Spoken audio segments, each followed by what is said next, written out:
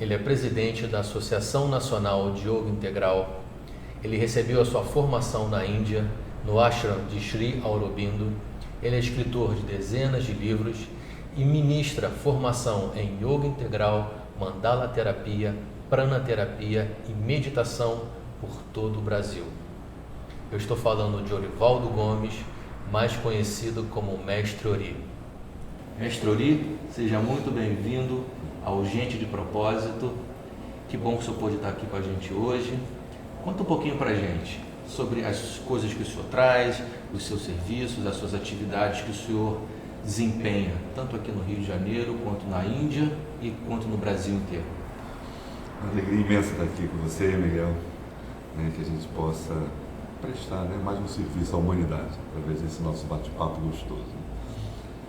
Então é interessante que eu estava com a minha irmã, numa tarde, ela todo domingo ela me levava à missa, e aí ela sozinha comigo, essa minha irmã já é falecida, ela recebeu uma entidade. Ela nunca tinha ido a centro espírita, ela recebeu uma entidade. E essa entidade, o pessoal fala coisas tão fortes que mais tarde até a família montou um centro espírita para ela. E essa entidade falou que tinha um hindu do meu lado. Não entendia nada disso, imagina uma criança, estava 12 para 13 anos, ainda descobrindo a vida. E a vida foi me mostrando que aquela entidade falou era verdadeiro, Eu me formei em Direito na Faculdade de Cândido Mendes e quando eu acabei de me formar, eu dei diploma para minha família, falei, obrigado, gratidão, namastê, e eu segui meu caminho. Como é que foi esse momento? Porque é um momento importante, O seu pai era advogado, era coisa assim, não? Era não, mas na minha família tinha oficial de justiça, tinha delegado. Então já era a lei já tinha advogado, entendeu? Então era tudo para que eu tivesse um bom emprego, um futuro. E como é que eles receberam isso?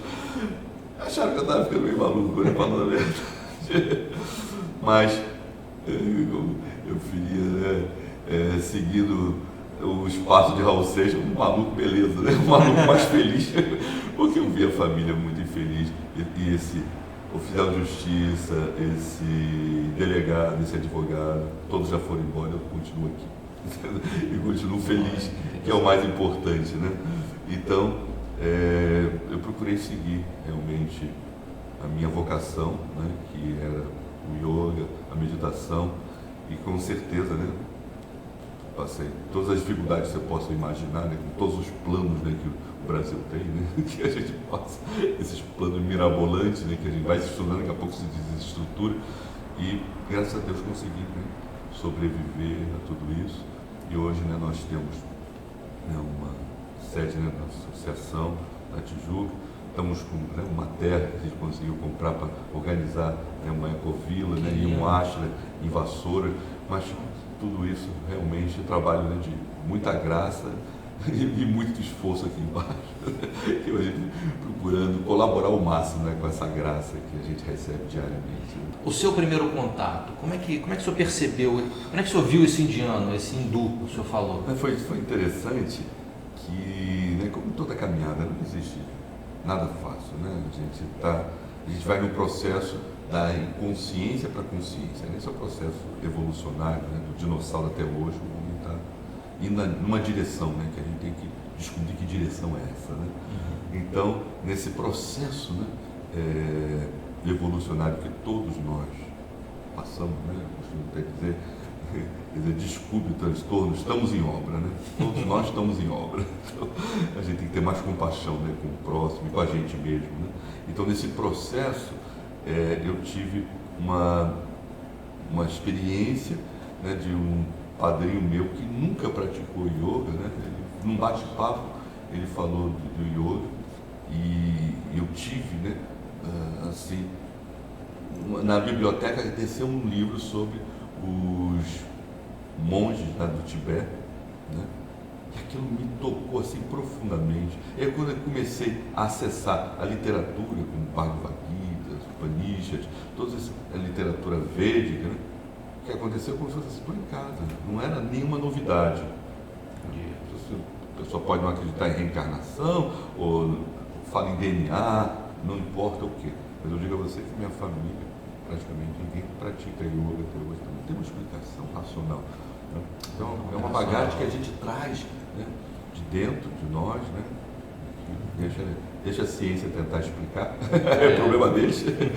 Eu sei que eu vivo a coisa, né? E aí quando eu fui à Índia pela primeira vez, a sensação que eu tive é que eu estou em casa. Eu acho que todos nós temos uma experiência assim, quando a gente vai a algum lugar aqui, mesmo no Brasil, a gente tem uma experiência que a gente já teve por ali, tem alguma história, seja, né, de antepassado, seja, né, de DNA, não importa a explicação científica. O que importa é a sensação que eu tive é que eu estava em casa, né? E foi muito difícil quando eu fiquei na Índia, né? Pela primeira vez foi muito difícil voltar ao Brasil. Porque eu me senti muito em casa, né? Lá tudo que eu fazia era normal, aqui eu me senti um ET. Você não tem noção, né? Há 40 anos atrás, você falar em yoga, meditação, hoje em dia todo mundo está falando em yoga, meditação, fala em reiki, essas coisas, né? Mas era realmente algo revolucionário, né? Alguns até achavam que é coisa de hippie, enfim. Né? E na verdade é muito interessante dizer para você que, por exemplo, o yoga no Brasil, ele não foi introduzido por hippies. É muito interessante. Ele foi introduzido até por generais. É mesmo? Época de ditadura. Muito interessante. Muito interessante mesmo, né? Então você pega general Caio Miranda, né? E depois, né, o coronel Hermógenes. O yoga, quando entra aqui, entra com a elite. Entra na elite, eram as madames que faziam, né? Então não era uma coisa de hippie. Então era coisa até de senhoras, né? Que faziam. Então, mas ao mesmo tempo, como as pessoas não entendiam, eu digo até hoje muita gente, né, não entende, acha que yoga é simplesmente botar pé na cabeça, ou coisa desse tipo, ou simplesmente para relaxar. Então, isso traz, quer dizer, você trazer um novo paradigma, você tem que quebrar muitas barreiras, né? E várias barreiras eu tive que quebrar, eu tive que a gente vai continuar quebrando, né? E principalmente barreiras nossas também, né? É, porque você está trazendo uma cultura milenar, eu não estou inventando nada, mas não é nossa, não é nossa cultura, né? Então a gente está trazendo uma nova cultura, né? E que digo, muitas vezes chega no Ocidente, a gente sabe que aqui é tudo fast food, né? Tudo a gente quer muito para casca, né? Então a gente vê, as pessoas falam, não, a Madonna está fazendo yoga, Stig está fazendo yoga, né? Mas na verdade você pega, né, um Yogananda, Vivekananda, Ramakrishna, né? Quer dizer, são pessoas que não botavam o pé na cabeça, né? E meu mestre Aurobindo nunca fez, por exemplo, um asana. Se fez, ele costumava sentar, meditava na cadeira ou meditava andando. Então, nem aquela coisa tradicional, né? Era feita. Então as pessoas associam muitas vezes yoga apenas o asana. Não, yoga é um estado... O asana é a postura. São as posturas que pode te ajudar a, vamos dizer assim, a esse processo de autoconhecimento. Isso é importante, claro. Isso é importante, mas não se limita ao asana, né? Que aí esses mestres são pessoas que deixaram trilhas para a humanidade. Então a gente tem que ser respeitado, né? Porque eles dizem na Índia o seguinte: só existe um mestre, que é Deus. Todos os mestres são apenas canais de um único mestre. Essas farofas que você vê por aí não são os mestres espirituais, né? Mas a palavra, por exemplo, na Índia, guru, quer dizer aquele que remove a escuridão. Então, por exemplo, se você quer aprender tábua, então você vai a um guru de tábua, você não sabe. Ele vai remover a escuridão sobre aquele tema, entendeu? Então, você vai encontrar um guru de sânscrito, entendeu? Então você quer, né, um mestre espiritual, então é uma pessoa que tem uma caminhada na busca, né, do autoconhecimento. Então, mas todas essas pessoas na Índia são consideradas guru, aquelas pessoas que conseguem remover a sua escuridão. É muito interessante, às vezes a pessoa tem mestrado, tem doutorado, mas não é um guru. Não é uma pessoa que sabe dissipar as trevas de ninguém. Ele sabe muito para ele. Eu tive um professor na universidade, no meu último ano, eu fui tirar uma dúvida com ele falou que você vai entrar no mercado de trabalho, vai competir comigo, vai pesquisar. Então, entendeu? Não é essa visão de mestre, né, de um guru que dissipa as trevas do aluno. Ele sabe muito para ele, tudo bem, mas ele não sabe dissipar a escuridão de alguém. Mestre, então como é que funciona? Explica pra gente como é que funcionam os serviços que o senhor traz pra gente hoje. Isso, veja bem, a gente tem que ter uma noção do que está acontecendo, né, com a humanidade. A gente vê uma necessidade muito grande, né, de se ter um trabalho para o corpo. A Organização Mundial de Saúde afirma que tem que dar 8.000 passos diariamente para ter uma boa saúde. Quer dizer, então, as pessoas têm muita, eles chamam de tamas, inércia na matéria. E são movidas por ela, né? E cria às vezes um ego de dizer assim, eu estou com preguiça. Na verdade, é essa força, né, que mantém às vezes um osso parado, o osso não se mexe, né? Então existem forças da inércia em nós. Então nós temos que combater isso no sentido de dar um dinamismo. Então nós precisamos ter atividade com o corpo. Então a gente faz trabalhos com o corpo, de asana, de consciência corporal, de dança expressiva, trabalhos que mexam, né, com o corpo, que a gente apoia, né? Nós temos pessoas que trabalham com pilates, enfim, vários trabalhos que levem, né, o tai chi, né, que a gente também oferece nos nossos trabalhos, quer dizer, possibilidades de levar mais consciência para o corpo, levar mais luz para a matéria. E, né, uma outra perspectiva, você é a perspectiva energética. Você vê pessoas muito ruins energeticamente, perturbadas mesmo, desequilibradas. Então a gente trabalha, né, com pranoterapia, existem trabalhos de reiki, trabalhos energéticos, né, trabalho de alinhamento de chakras. Quer dizer, então, todo esse trabalho para harmonizar esse corpo energético, né? E também aí vai para o nosso corpo emocional, pessoas que a gente sabe que a raiva, né, acaba com o nosso fígado, tristeza acaba com o nosso pulmão, medo acaba com os nossos rins.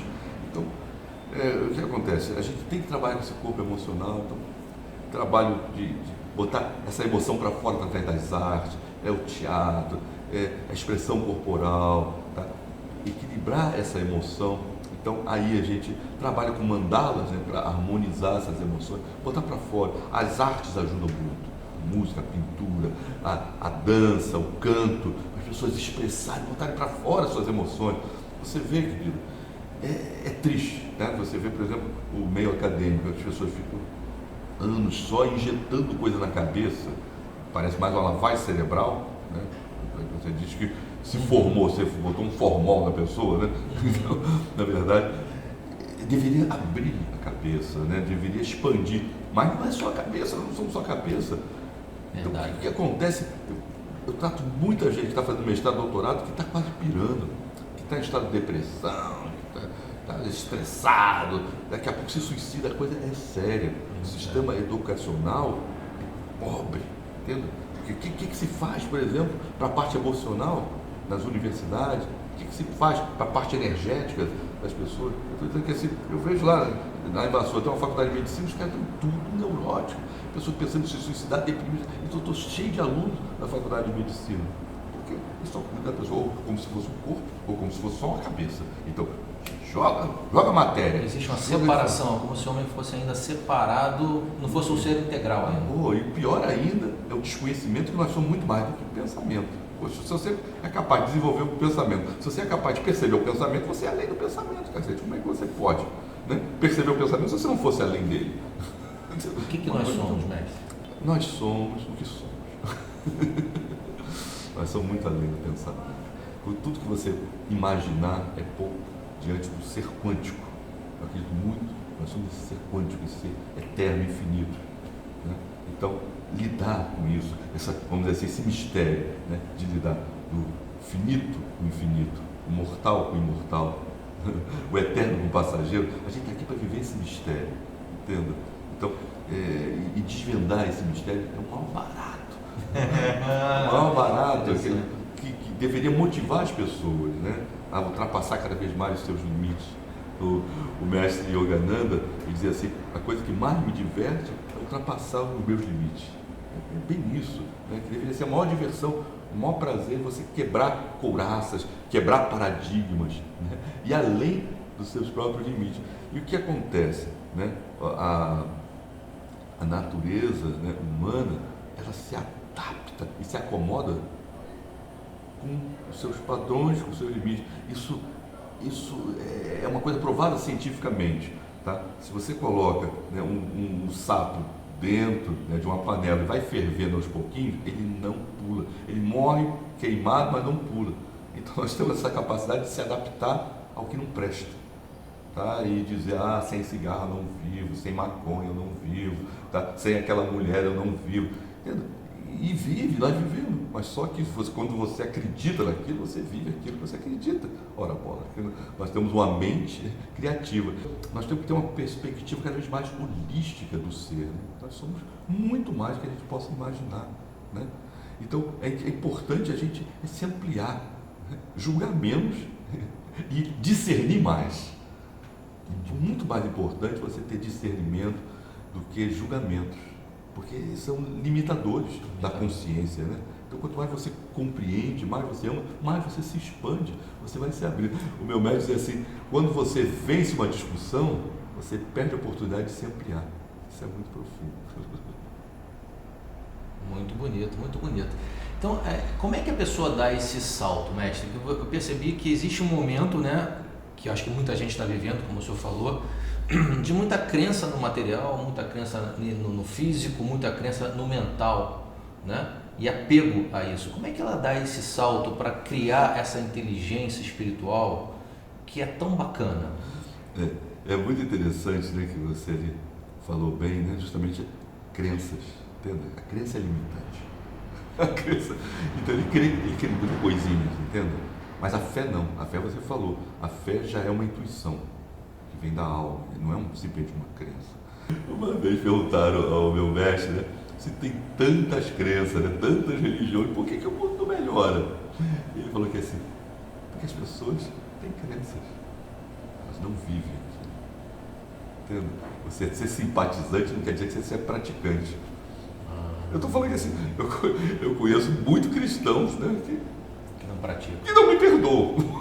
Então, que cristão é esse? Conheço muito budista, né, que são apegados. Que budismo é esse que se o Buda falou do Nirvana, você não ter desejo? Entendeu? Então, quando você não pratica a coisa, não há transformação. Então, né, quando diz assim, ó, sem caridade não há salvação, mais ou menos, se você não pratica, você não se liberta das suas crenças, dos seus limites, das suas coisas. Então, você tem que vivenciar. Então, quando, né, você faz uma tenda do suor, você vivencia. Eu levo as pessoas a fazer uma meditação, você vivencia, você experimenta, você vai cantar um mantra, você mexe com a tua emoção, você vivencia. E é isso que é transformador. Né? Por isso, quando perguntaram ao Dalai Lama qual é a melhor religião, eu falei, é aquela que te transforma. Aquela que está te dando experiência, você está vivenciando aquilo.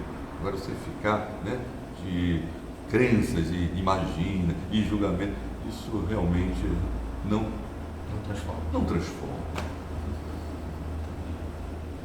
Nossa, muita coisa. E o senhor falou também de corpo, essa correlação de doenças, né?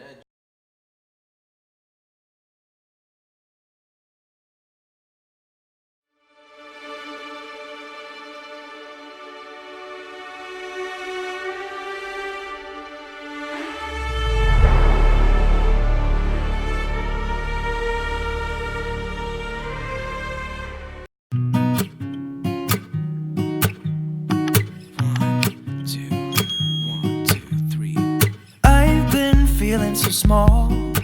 Watch the clock.